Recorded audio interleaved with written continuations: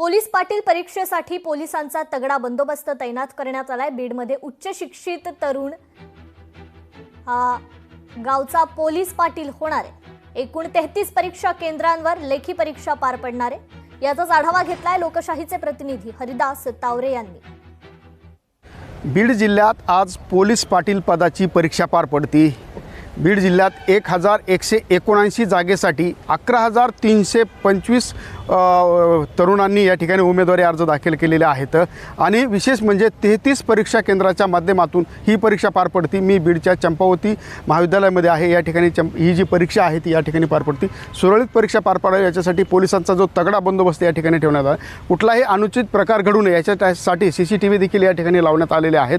त्यामुळे एकूणच बीड जिल्ह्यातील ही जी होत असलेली परीक्षा जी आहे 33 परीक्षा केंद्रावर ही मात्र सुरळीत आणि व्यवस्थित पार पडावी याच्यासाठी प्रशासनाच्या वतीने जी आहे ती जय्यत तयारी करण्यात आलेली आहे। आणि विशेष म्हणजे आता गावचा पोलीस पाटील कोण होणार याकडे मात्र सर्वांचं लक्ष लागलंय। त्यामुळे आता याचा निकाल जो आहे तो कधी येणार हे देखील पाहणं तितकंच महत्त्वाचं ठरणार आहे। हरिदास तावरे, लोकशाही मराठी, बीड।